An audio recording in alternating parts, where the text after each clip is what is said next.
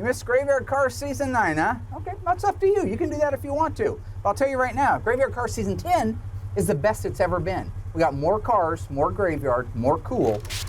And then I'm gonna back up, and don't put this in the edit, but I'm gonna back up real cool. Sorry, I almost ran you over. I'll back up all cool. Hit me for good nerve, Matt. You damn good now. Well, on in it, you better not start.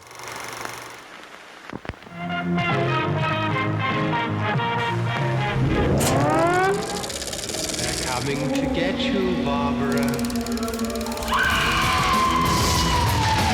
On this episode of Graveyard Carz, Will gets the Walton's Daytona from the body shop and fast tracks it into the paint booth for primer. The whole thing looks really good. Mark and Allysa test out Torino's newly restored dash before installing it into his one of two Hemi Coronet Convertible. But a problem with the convertible top motor may put on the brakes for this 7-figure restoration. I need one of those right away.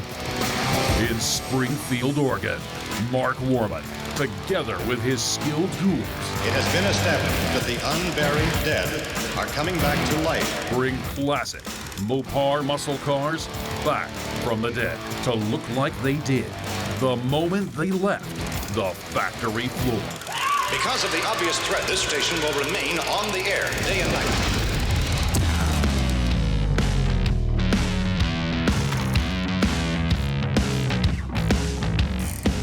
What's happening, D-Team? Morning, Will. Mark and I have a new understanding for Season 10, and it's actually a really good one. He's pretty much given me control the whole back half of the shop. I come in early every day like usual, and now I have my whole team that comes in with me. We can avoid all of his crazy, stupid point, and we can actually get some work done. You guys know why I call you that, right? Because we're dynamite. I call him the D-Team just because, Chip Foose had the A-Team. So I figured if I started them out lower at the D-Team, we had something to work our way up to. How's it going? Good. Just lining up last of the spender. That's all wrapped up? Yep. Cool. George started out with no experience.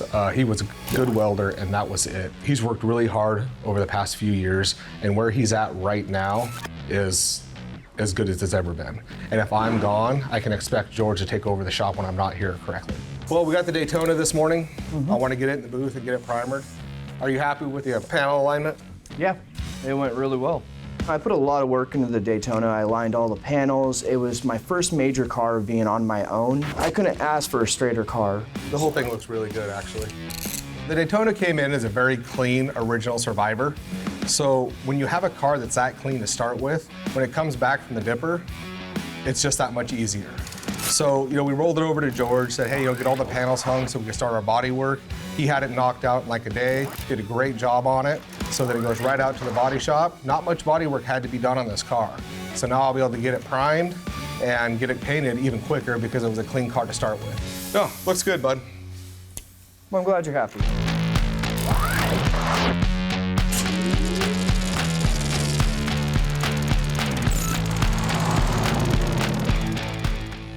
So I'm heading to the shop right now. We've got a busy week. Will is going to do the primer work on the 69 Charger Daytona. That's the one from about 3 seasons ago where we introduced it. We weren't sure if we were going to restore it or not, but we did decide to. So it's been disassembled, dipped, and now Will is ready to do the primer work on it. I am leaving Will alone this season, you might be happy to know. I have faith in him. I don't feel like I need to keep an eye on him 24/7. So he is free to fly. Fly, little birdie, fly. We got our dash back from Instrument Specialties for our 1970 Coronet RT Convertible. Remember, that's a 426 Hemi 4-speed car, only one on the planet left. They only built 2 in the beginning. I built a test bench, a really special test bench, so we can go through and double check that everything's working like it's supposed to. So I'm going to work with Allysa on how to test the different components of that dash. Once that's done, Doug and I, with hopefully Royal's help, yes, Royal Yoakum, are going to install the dash in the car. Larry's coming out to do the convertible top. Once that's done, we're going to put the Bumblebee stripe on it, and that's going to be ready for its final assembly next week. Snarkler!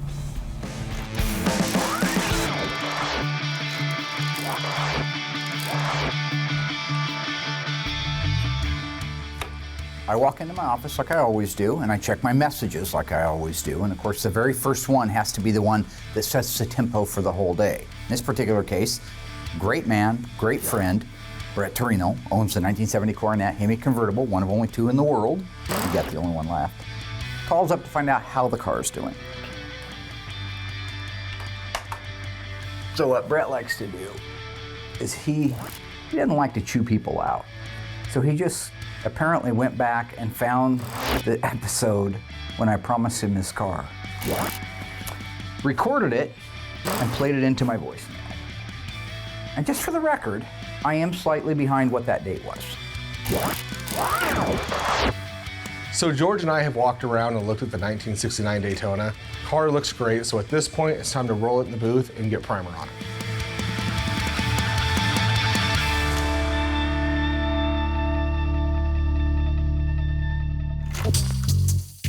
Why is that? Who brought? Did you see him bring that in? I think Dougie brought that in. Okay. That's the convertible top motor for the Coronet. I have to get this handle, right? Because I know we're behind on the car. I know it's got to be done. As it is now, I literally have 2 days from now to get the problem fixed, installed, and functional, all right? So I'm gonna have to call Ed down at Classic and see if he can next day it to me. So I'm sure he'd just be thrilled. Dougie didn't tell me any such thing. Dougie's a liar and a fat mouth, all right?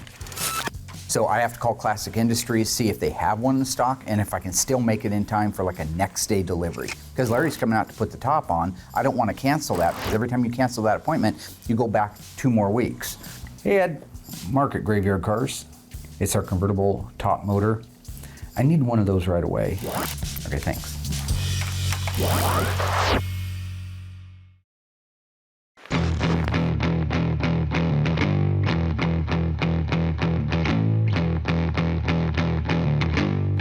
There is no doubt in 1970, Dodge had its groove on.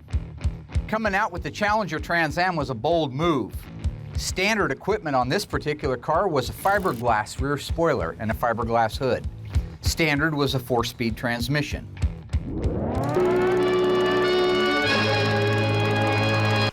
Tony D'Agostino interrupts this program to inform you that Mark the Iceman Warman has made a mistake. In the case of the Challenger TA, neither transmission was standard, but it was a required option, meaning that whether you chose a 4-speed or an automatic, it added cost to the car. To quote Mr. D'Agostino, this was stupid, because they should have included the cheaper trans and made the higher cost trans the option. But they didn't do it that way. Now, back to the feature presentation. Standard also on a Trans Am.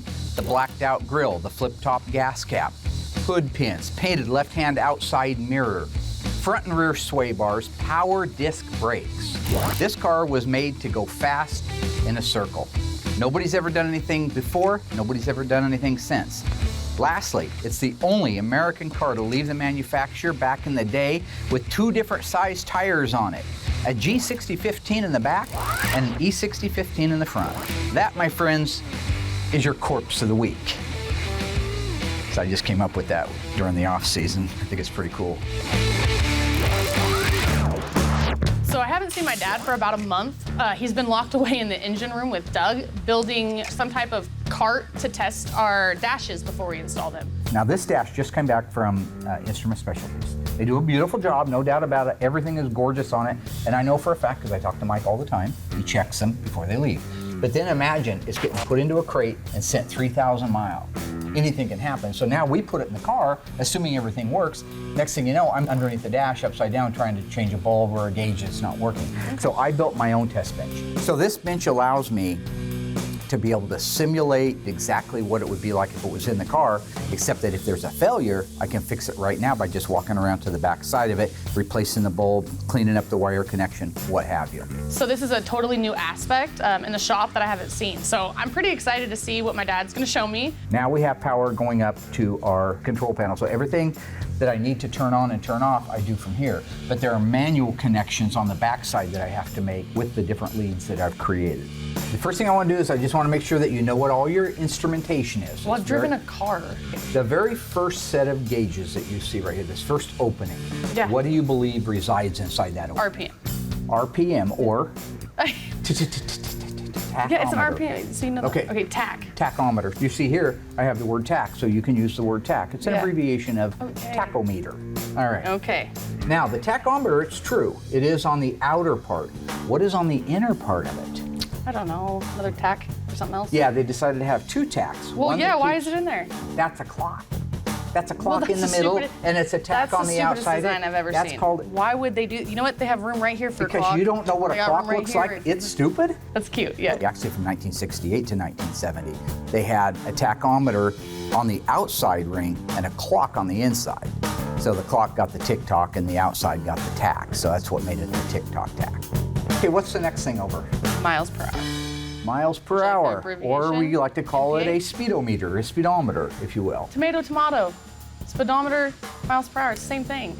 What's this? That is the fuel gauge. Very good. And The temperature gauge. now, is this because it's written in there? Be honest. Dad, come on. You make me so mad. Oil pressure and alternator. All right, now that we've gone over that stupidness. Beginning to wonder about that fruit of my loins. Yeah.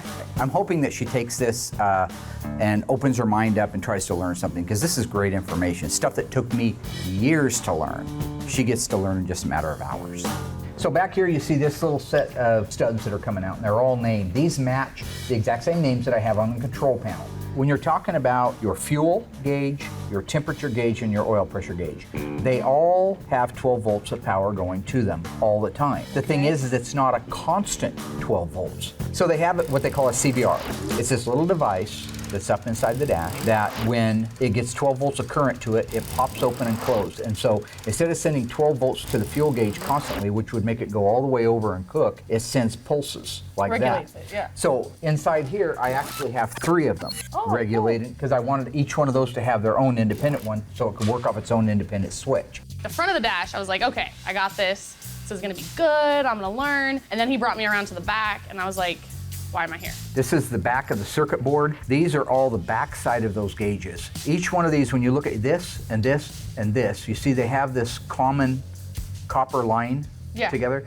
Those are all hot. Those are all positive. So if I just hook to one of those and then change my ends from oil to temperature to fuel with my switches, I can send power to them through the CBR. Okay. This upper side that you see, which is like this one and this one and this one, that's the side that's counting on the signal from either the fuel tank, the oil pressure switch, or the temperature switch. And so I have those rigged up over at the front. It's intricate. I honestly am having a really hard time remembering and kind of even picking it up.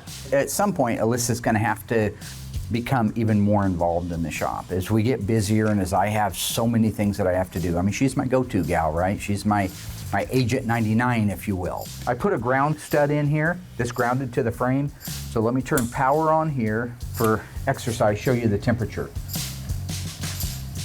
That means it has power See to how it, right? but see how it's not steady? Yeah. It's pulsing? Yep. That means the CBR is working. If that was 12 volt solid going to those gauges, it would cook them. It took a long time to build this thing. I'm not that great at it. I'm colorblind, which is why all the wires are the same color. God, how'd you do it? Well, I use labels. You know, like in Yeah. rush hour when they cut the blue or the red Yeah, and blue and red they got and the blue. vest Yeah. on? Somebody got to die. Wouldn't yeah. want you to be the one choosing for me. No, because somebody's gonna die. Yeah.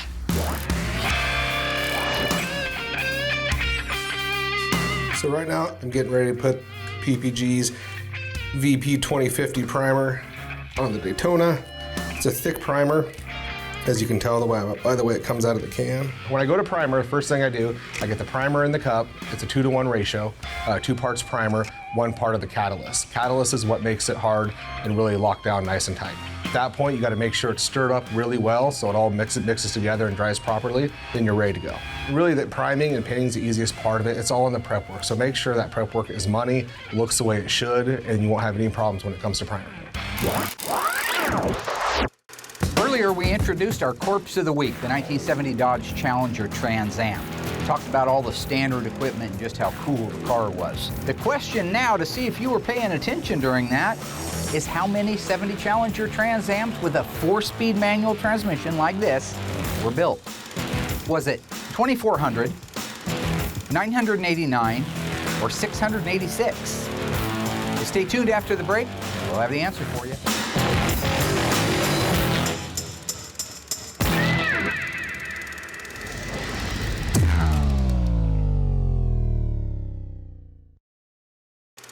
right, ghouls, how did you do? The 1970 Challenger Trans Am. Cool car. This one's a 4-speed. How many did you think they built? If you guessed 989, you're exactly right. 989 4-speeds, which were standard equipment on these cars.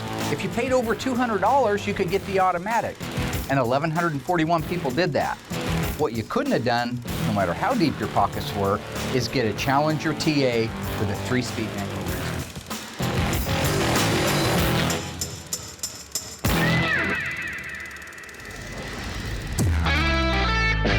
Let's just test the clock right now all by itself. Okay. Which is 12 volts constant power, because when you get in the car, you shouldn't have to turn your key on to have the clock work. Otherwise, it would lose time. So I am still working with Allysa on all of the functionality and how to test it on our dash assembly for the 1970 Hemi Coronet RT convertible. So when you do this, is it going to start spinning or is it going to go slow? The second handle tick. Okay. So first thing I'm going to do is make my connection to the clock, which is right here. I'm going to turn my power on and... Hey! Yep. What's it doing? The second hand's ticking. You'll notice that's actually ticking. It goes click, click, click, click, Yeah. click, click, click. It's not a constant sweeping. Yeah. If you want to know if the clock is original, never been touched, watch its motion. That right there is 100% original motion. There's a lot of things that make this dash come to life. So for a crash course in it, I think she's doing fine. I don't know if I'm really going to be able to like learn anything from this. I think it's a little bit above my head. Yeah, little distributor right Yes. there? That's a distributor out of a 440. Oh, Pretty good. clever, huh? That's how I'm going to Yeah. create the signal that goes to the tach. Power on and tach on. And now I have to run this little job. The drill is hooked to an original distributor, so it's simulating it's in a car and spinning around. I want you to watch the tachometer and tell me if it moves. We're at 1,000. Nice. 1,000 RPM right there. Yep. 2,000. We're almost at 3,000. That's the most the drill will turn. Is Wow. that many RPM. So we know that the tach works, and it works in accordance with the speed. So if this Yeah. drill would do 8,000 RPM, that would do 8,000 RPM. I've tested a lot of gauges and I've worked on a lot of dashes over the years. Specialties did such a great job on it. I go through here and I can show Allysa exactly how the gas gauge works, temperature gauge, oil pressure, all these things, and they actually function like they're supposed to. It's just a pleasure to be able to work on good equipment like that. Okay, so for the speedometer, I put a rheostat in. 3 different speeds. Low, medium, high. Low, medium, high is fine. We could have used those. So we're going to turn the power on right here. I want to turn it down to the lowest speed, and I'm going to hit speedo. Okay. Pretty cool. So that is a 1970 Dodge Charger with a 318 in it. Okay. Now, let's take the same car and put a 446 pack in it, a V code, if you will. 115. That's crazy. Very cool. And there's the big 426 Hemi.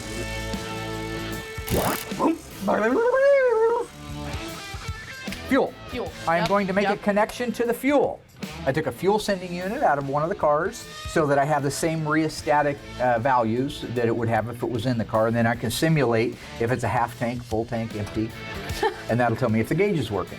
It's on empty right now. Okay, it's on Below empty. We're going to go to a quarter of a tank. Okay, we're almost at a quarter of a tank. Let's go to a half. Okay. Okay. Half. And there's a full tank.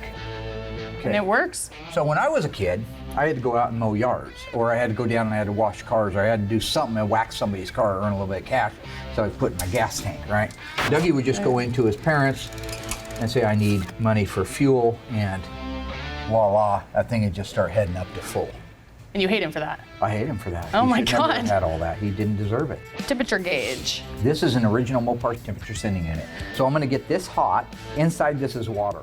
And when the water's at around 200 degrees, the outside of it's at around 100. Okay. So I gotta get this up to 100, and that should read 200. Here we go. So it should be starting to walk up now. Do you see that? Yeah. Why don't you tell me when you see it hit 200? Almost there, almost Okay, there. it's at 200. All right, that looks like 200 there. So I'll go over here. Smells like 200. And I've got 99, 100, 103, and that's at 200. The functionality of the test bench is great because it not only shows me that the gauges are working, but that they're accurate too. Now, oil I'm controlling with air pressure, it's at 0, right? So what I've done is I've taken a cheater valve or an air valve and I've connected it through fittings into an original gauge style oil pressure sending unit. As I increase air pressure, I'm gonna go to 20, and I want you to tell me when that goes to 20. That's about 20 there. Okay, it's rising, yep. And that looks like 20. I'm gonna go to 40. Where should it be at? Most of the engines that we build, when they're warm and idling, they'll have 60 pounds of oil pressure. When they're cold and the oil's cold and thick, it's always a lot higher. You can get 80 to 100. That looks like 40. Yep. And then let's just go ahead and go to 60 for fun. So there's 60, so that's great. So we know for a fact that we've got all of our stuff working, all of our gauges are working, which is very important. All systems go. I did save my favorite thing for the last. When I was a kid and I had these cars, I drove around town with an 8-track blaring. So the final thing is Cousin Dougie has a tape that I gave him that we can pop in there and play. Dude, what? Of course he has it. He's got that. He's also got and Beer by Frank Zappa. If you want to test it out, go over there and turn the big silver button on. Clickety-clack it. Now go 12-volt constant. You'll notice the lights on the dash light up right now because I have those on. That means you also have power to your radio. So pop that in there. Good gosh. And wiggle a little bit. There you go. I don't like the rocks, but I'm digging steep shimmy. A Fords ain't my bag. I'd rather drive a Hemi. Driving down the road, throwing me the What is this? Yes, this is method acting. This is what they call it. Joke. The thing about comedy is it's all about timing, all right? You see me standing here in this outfit and you think, oh, he's going for the joke again. No, this is method acting. You ask me what kind of businessman I am, I guess the way I would probably put it is I'm a friend first, a boss second, and probably an entertainer third. Oh man, your mom ain't nothing. Like a six-pack to a Hemi, a small block to a Ram. I don't like Camaros, but I love green eggs and ham. The primer's all mixed up, Carz in the booth, everything looks good. I'm going to head in the booth and get the first coat of primer going on our 1969 Daytona.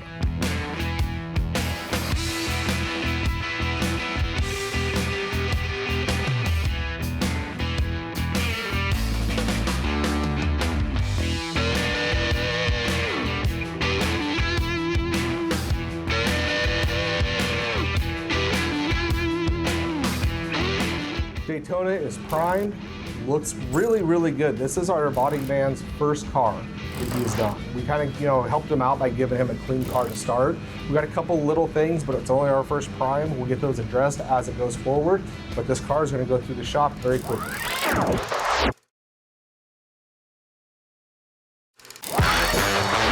It's 1975, you and your buddies on a Friday night are going out to cruise.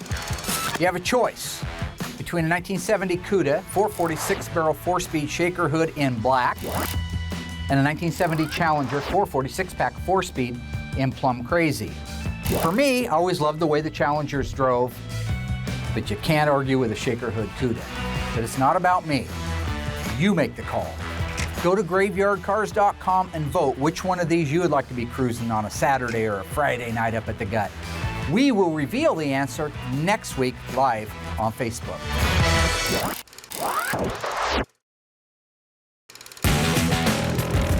This car is going to go through the shop very quickly. So far, Will got the Daytona primered and ready for mud work. Mark and Allysa made sure the newly restored Coronet dash was in perfect working condition. So that's great. So we know for a fact that we've got all of our stuff working, all of our gauges are working, which is very important. And with only a few days to get the car completed. Broken, need replacement, thanks. That's the convertible top motor for the Coronet. A problem with the convertible top motor may halt progress on this ultra-rare Hemi convertible.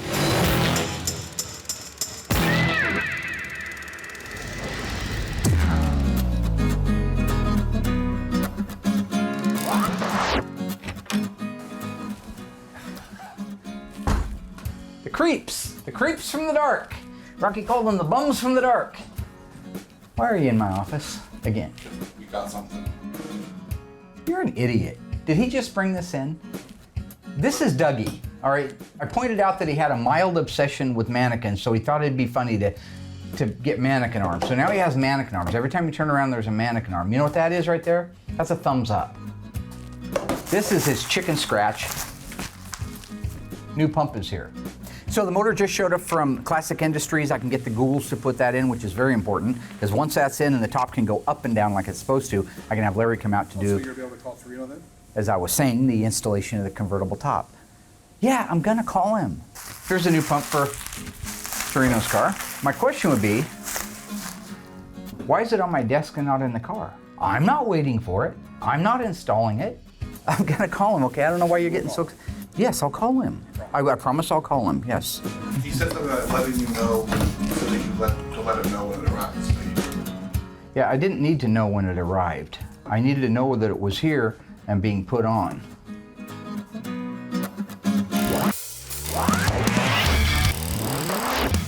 I'm excited to announce that we're getting really close on our Coronet. So this is our 70 Coronet RT, 426 Hemi, 4-speed convertible. Now remember, this is the only one left on the planet like it. We've got the build almost done. We're down to installing the dash and the rest of the interior. And then Larry is out today installing the top. So we're all gonna be working on it at certain times together. So now that we have the pump in and it's bled and the system's working, the top is functioning like it's supposed to, all I have... I'm gonna call the owner. I told you I was gonna call the owner. I have to put the Bumblebee stripe on the car. I told you that a million times. You look exactly like that big dude, the revolting blob from Billy Madison. We are now at the point where we can put the dash in the car. Larry has been working stewardly on getting it in a position where he's ready to put the material on. He got that far today, so we had him stop. Royal is here today. I haven't worked with Royal for quite a while, as everybody knows. Doug, cousin Dougie, the mannequin man, is here. And we also have a greenhorn. It's a good chance for him to see how these things go together. So I'm looking forward to getting that put in there, because once that's in, then they can operate the top and the windows and everything from the switches themselves instead of having to hotwire them. I've worked with Doug quite often, not lately, but back in the day when we were working on his CUDA. I had a 70 Barracuda Grand Coupe back in the day that I cut my teeth on.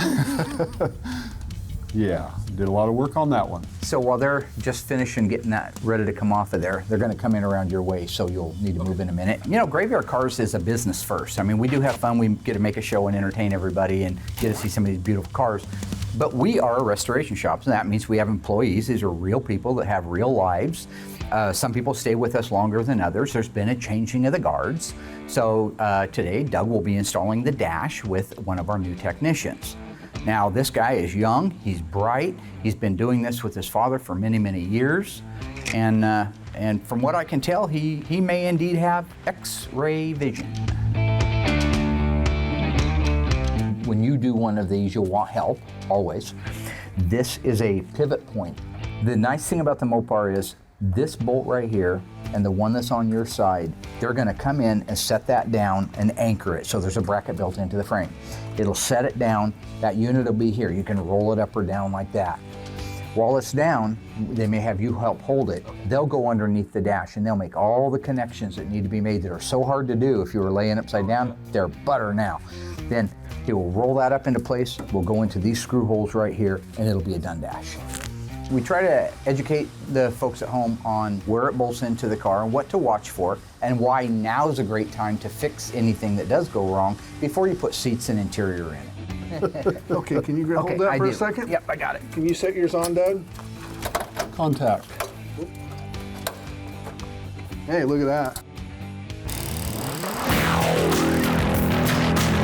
We've learned the Challenger Trans Am was a pretty cool car, lots of standard stuff on it. One of the things that jumps out at you most because it's so big is the fiberglass hood. Now, if you bought a 69.5 A12 Roadrunner or Super Bee, you also got a fiberglass cold air induction hood. True or false? The hood on the Trans Am Challenger is exactly like the A12, meaning there are no hood hinges. If you think you know the answer, stay tuned after the break.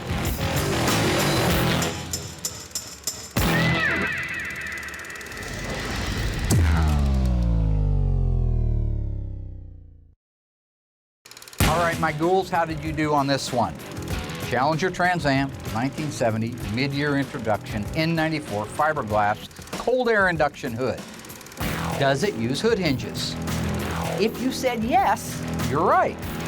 If you said no, you're probably thinking of the sister 69.5 A12 cars that used a fiberglass cold air induction hood that two guys had to lift it off and either set it up on the roof or on the ground just to check the oil. So they might have learned something from that, and not only did they put hinges on it, but they also put a lightweight, smaller spring so the hood wouldn't buckle when you went to close it. You guys should be paying me for this stuff.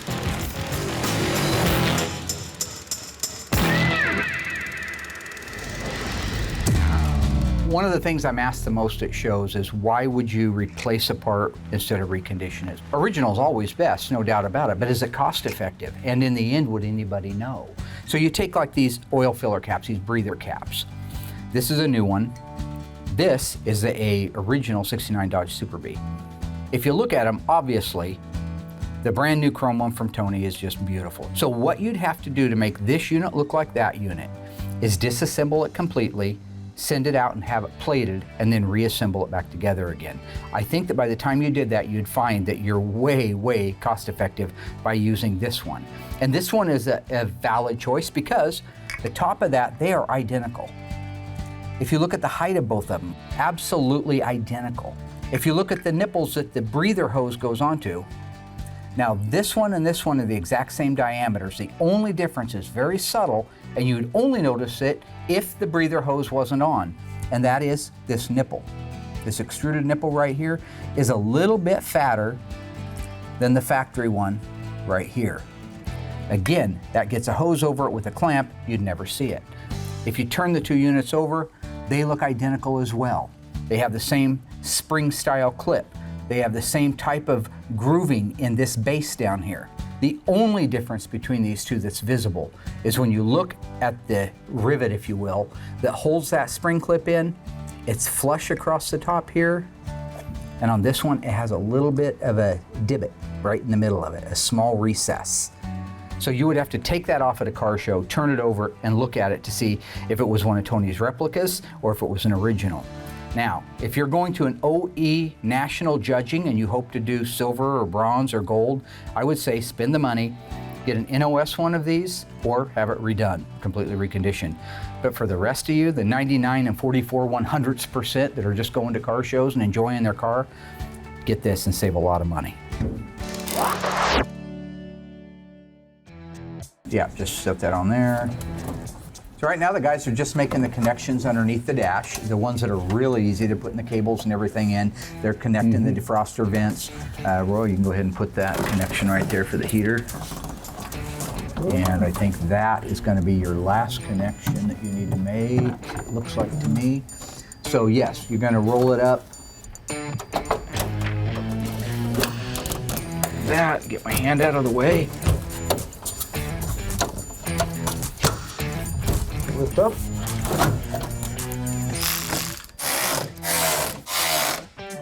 Nice work, gentlemen. That's how it's supposed to go. Good work, Rooster. Well, you're just a crazy man. How fast would you want to drive this car? 120, 130. Speedometer goes to 150. We'd have to see if it did it. Oh, okay, I guess we did, didn't we? Oh, but not on the street. We didn't do that on the street.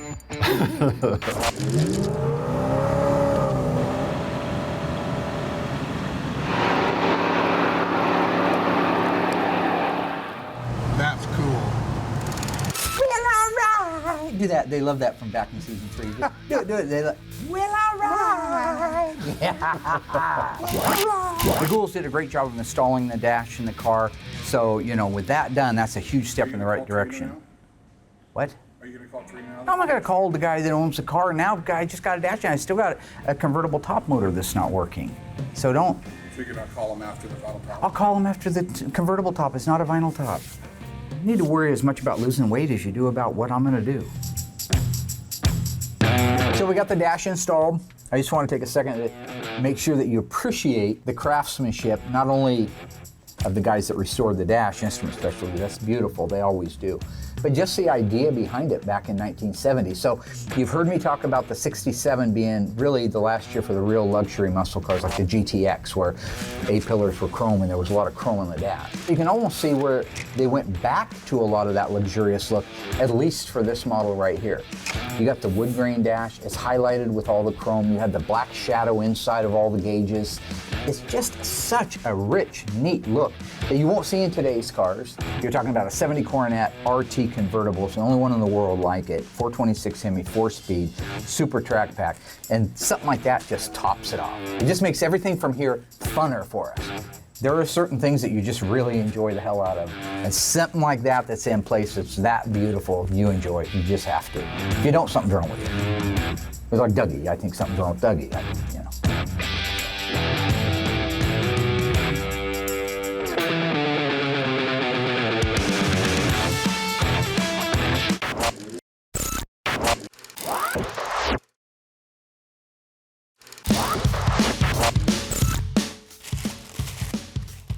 We have the Daytona. This was a running and driving Survivor car. If it was my car, I probably would have just left it. I love that feel the car had. But I get it, the owner wants it looking brand new, no problem. But once it came back from the dipper, I mean, everything was good. There was no weirdness. We didn't have to work on getting parts to fit right or working on our lines. We literally got it back from the dipper. It just went right together like it should, like it did before it got dipped. So it's a very clean car, and when you have a clean car to start with, the process speeds up by 10. So I've walked around the car, everything on it looks great. I'm gonna roll it back over to the mudroom where the team can hop on it and start getting it blocked out, getting it ready for another primer. It was a really good idea on Mark's part to build this building out here because we keep all the dust out here. That really helps keep our showroom looking good all the time because when this was over there, it was just too much work and too much upkeep to keep the cars looking good. So now it's all isolated out here, all the dust is out here, and we got a cleaner product over there. We're still not sure what's going on with Seaman the A100, but we still have to push forward like it's going. So while he's going to be working on the Daytona, he's got the A100 trying to get wrapped up so I can jump on that here in the next week or two. Our 64 Dodge A100, the little dead wagon, is coming along nicely. Engine's down at Ray Barton getting built out, around 1,000 horsepower, in case you're wondering. The only problem is our timeline is getting shorter and shorter as we go. We got a really good crew right now, and Mark's kind of giving me control of the back half of the shop. No, that side looks really good, for sure. It's straight. I think you need a little fine tuning on your lines, just tighten them up a little bit. The level of quality that we do and that I make sure happens is right on point with what Mark wants. Just make sure little things like this, just a little slag, nothing big. It looks really good, so I know Mark will be happy with it. Good job. Everything looked really good, just a couple of tweakings. The lines are just super critical on that car. Just tighten the lines up a little bit, and that car's gonna go through the shop pretty quick. Well, right now we're running down to some of the last things that need to be done on our car. So Larry came out today for the install of the convertible top. As soon as that's done, we can wrap up the interior and I can call Brett up. I know he's been very patient. We're about 2 years over on this one, so thank you, Brett. But in the end, I think it'll have been worth the wait.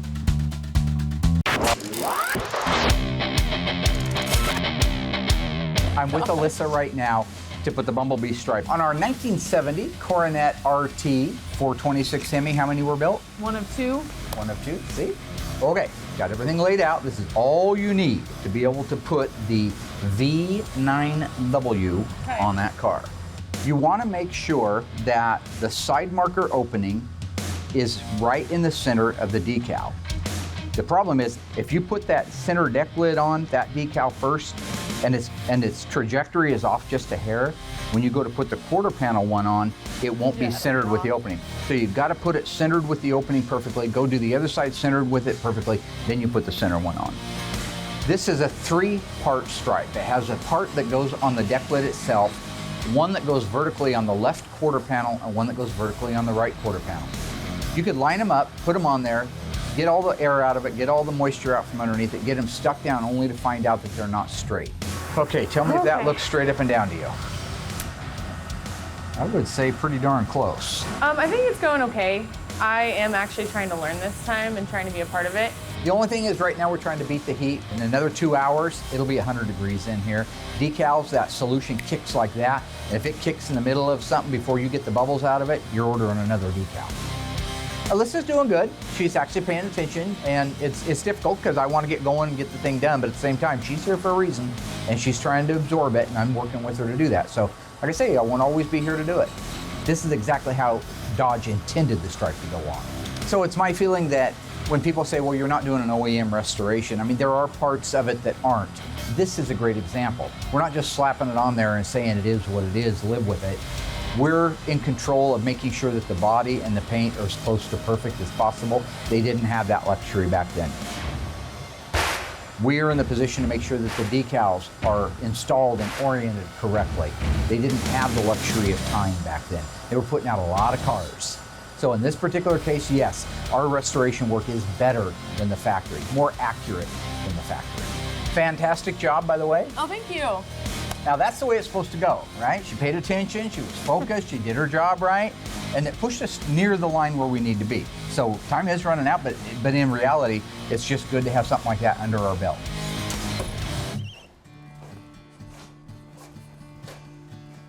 Man, camera. Does it ever get old? Just constantly creeping on people with your damn camera? All right, I gotta call Brett Torino and let him know that we've only got a week left on his car. That'll make him very, very happy. Hey, this is Mark. Warman, Graveyard Cars. That's funny. I just got the message actually off my machine. And that's why I was calling you back. Of course I got the call earlier in the day, but you know, there's certain things that, you know, I can show you a glass where it's half full on the chart. This is TV land, man. It's TV land. Everything crazy out here. It was ironic that you left me a message because I was gonna call you and leave you a message. I didn't lie to the client. I don't need to lie to our clients, okay? First of all, there's a big difference between a lie and an alternate fact, all right? That was just an alternate fact, number one. Number two is, like George Costanza said, it's not a lie if you believe it. So, you know, where do you go from there? No, what I was gonna say was we've got exactly from today, mark your calendar, this is good news, we got 1 week. I've got just a few things left to do. Yeah, just a shade under 4 years. But it's beautiful. And it's done the way it should be. It's the way $1.5 million car should look. So, are you just gonna book it based on that? So I should plan on seeing you a week from today, or? Well, my friend, if I say it's a week from today, it's a week from today. If I tell somebody their car's gonna be done in a week, I tell you what you can do. You can take that little message, you can have a little stamp made, put it in some ink, put it on the back of a check and deposit it, because it's money in the bank. See you in a week. All right. Bye-bye. I don't know if I'll make a week or not.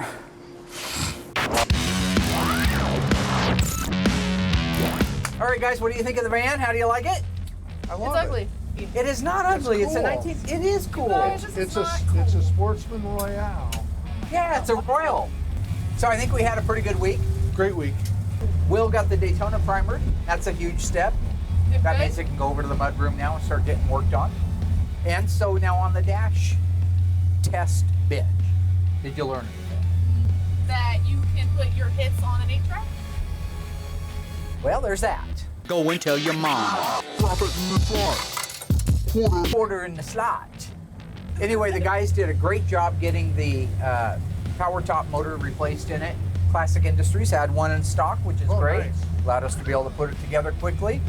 Larry came out and did the convertible top. And Royal, I'd like to thank you for helping Cousin Dougie put the dash in that car. That was fun. Alyssa helped me do the Bumblebee Stripe, thank you. You're welcome. Couldn't have done it without you. Super nice. All right, guys, so we did good. Great. This is our celebration, baby. The celebration.